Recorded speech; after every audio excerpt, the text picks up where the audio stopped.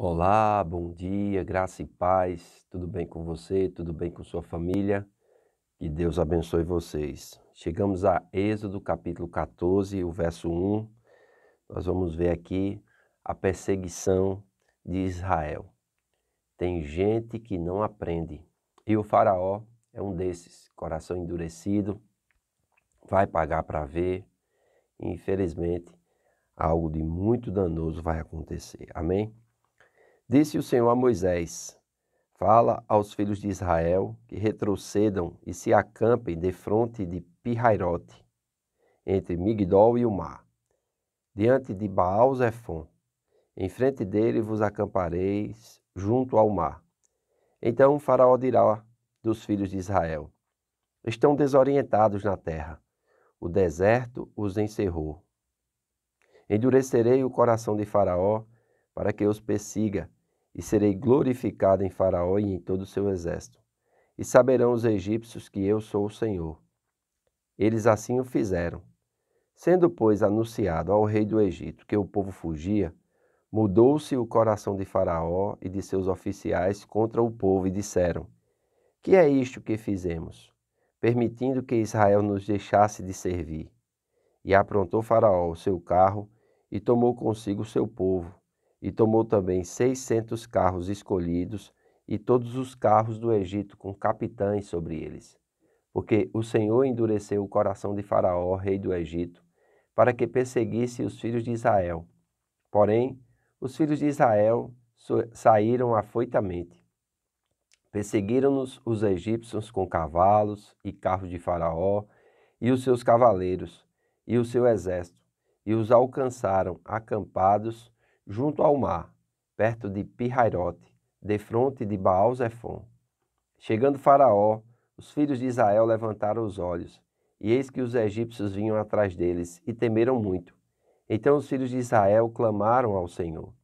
Disseram a Moisés: Será por não haver sepulcros no Egito, que nos tiraste de lá, para que morramos nesse deserto? Por que nos trataste assim, fazendo-nos sair do Egito? Não é isso que te dissemos no Egito? Deixa-nos, para que sirvamos os egípcios, pois melhor nos fora servir aos egípcios do que morrermos no deserto. Moisés, porém, respondeu ao povo: Não temais, aquietai-vos e vede o livramento do Senhor, que hoje vos fará, porque os egípcios que hoje verdes, nunca mais os tornareis a ver. O Senhor pelejará por vós, e vós vos calareis. O Senhor pelejará por vós, e vós vos calareis. Essa é uma lição que nós precisamos aprender nos dias de hoje. Igreja, quem peleja por nós é o Senhor. Então, nós não podemos viver por aquilo que vemos, nós não podemos viver por aquilo que sentimos, ainda que aquilo que está diante dos nossos olhos e os pensamentos estejam contrários, né? Os sentimentos estejam contrários a tudo aquilo que Deus nos prometeu. Nós precisamos, como igreja do Senhor, ser um povo de fé. Com relação a Deus endurecer o coração de Faraó, você que tem me acompanhado aqui no vídeo, nos vídeos comentados da Bíblia, eu já falei para vocês que isso é apenas uma expressão idiomática. O coração de Faraó era um coração arrogante. Faraó se achava Deus. E é interessante Deus dizer assim que o povo deveria estar diante de Baal Zefon, amém? Isso era um ídolo, né? Muito conhecido, era mais uma lição que o faraó iria aprender. E essa lição, meu irmão, iria custar a vida dele e a vida de muitos que estavam debaixo das suas ordens. Tem pessoas, irmãos, que levam muitos a sofrer por serem endurecidos de coração. Existem pais de famílias que levam todas as suas famílias a adoecerem e a sofrerem por causa da dureza do seu coração.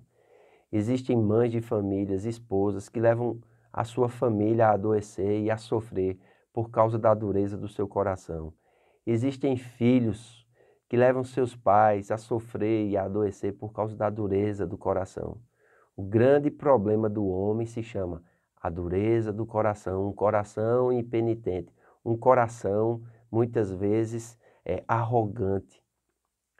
Salomão, ele diz que a arrogância precede a queda, a altivez do espírito, a ruína. Então é muito importante nós termos cuidado quando se trata de ter um coração arrogante. Todos nós, irmãos, somos tentados a termos corações arrogantes em fases determinadas da nossa vida. Talvez você seja uma pessoa que seja aquela pessoa de cabeça dura, aquela pessoa que só faz o que quer, o que vem na sua cabeça você faz. E é muito importante nós entendermos que isso irá trazer grandes ruínas, isso vai trazer muitas quedas na nossa vida. E nós precisamos aprender a nos deixarmos conduzir pelo Espírito. Para isso, precisamos entender que a humildade precede a honra. Muitos querem ser honrados, mas não desenvolvem esse coração humilde. Alguém que se deixa conduzir, alguém que se deixa ensinar. É interessante, né? Que o Senhor começa a trazer orientações aqui, e esta volta ordenada por Deus para o sul e de volta para o Egito, vem exatamente trazer um engano para o faraó. Olha como é interessante, né? Diz aqui, isso parecia o quê? Que os filhos de Israel estavam confusos, né? Então, quando chega essa notícia ao rei do Egito, né? Ele muda o coração. Então ele tinha liberado o povo para ir, deveria ter aprendido com a morte do seu filho, mas quando ele escuta que o povo voltou e parece que o povo está confuso, ele muda o coração e aquele enrijece ainda mais. E olha o que é que ele diz aos seus oficiais contra o povo. Diz assim, versículo 5, que é isto que fizemos, permitindo que Israel nos deixasse de servir? Então ele viu aquilo que havia perdido e ele fica irado com aquilo ali. E no verso 6 diz, e aprontou Faraó o seu carro e tomou consigo o seu povo, e tomou também 600 carros escolhidos, e todos os carros do Egito, com capitães sobre todos eles. Sabe quantos homens saíram? 600.000 homens, fora mulheres e crianças. E Faraó vai tomar 600 carros. Olha só como é interessante. Porque o Senhor endureceu o coração de Faraó, rei do Egito, para que perseguisse os filhos de Israel. Porém, os filhos de Israel saíram afoitamente. Eles estavam ordenados, amém? E no versículo 9 diz, perseguiram-nos os egípcios, todos os carros e carros de Faraó, e os seus cavalianos, e o seu exército, e os alcançaram acampados junto ao mar, perto de Piriate, defronte de Baal-Zefon. E chegando Faraó, os filhos de Israel levantaram os olhos, e eis que os egípcios vinham atrás deles, e temeram muito. Olha, agora são os filhos de Israel que começam a serem levados por um espírito de medo. Amém? O apóstolo Paulo, escrevendo a Timóteo, ele diz, não temas aquilo que as pessoas estão falando a teu respeito, ou não estão considerando a tua autoridade, porque Deus não te deu o espírito de medo, mas de poder, de amor e de moderação. E nós precisamos entender isso. O espírito que foi nos dado não é um espírito de medo. Nós não precisamos temer. Você é uma pessoa que quando as situações mudam na sua vida, o medo tenta lhe governar, pois eu quero dizer, Deus não te deu espírito de medo, porque o medo vai levar você a blasfemar contra Deus. O medo vai levar você a duvidar da promessa de Deus. E isso pode comprometer todo o seu futuro. Então diz aqui, os filhos de Israel temeram muito, e então os filhos de Israel clamaram ao Senhor e disseram a Moisés. Ao mesmo tempo que eles oravam a Deus, eles diziam a Moisés algo diferente. Olha o que é que eles disseram a Moisés, versículo 11. Será que por não haver sepulcros no Egito, que nos tirasse de lá, para que morramos nesse deserto? Porque nos trataste assim, fazendo sair do Egito? Não é isso que te dissemos no Egito? Deixa-nos, para que sirvamos aos egípcios. Irmão, sempre vai ter essa luta entre servir a Deus e servir ao mundo. Entre servir a Deus e servir às riquezas. Porém, Moisés estava convicto. E o versículo 14 diz assim, olha, se aquietem, fiquem quietos, não temam, vocês vão ver o livramento do Senhor. O Senhor pelejará por vós e vós vos calareis. E nós vamos ver algo tremendo nos comentários que vão surgir daqui em diante. porque maravilhas ainda vão acontecer de livramento. Amém?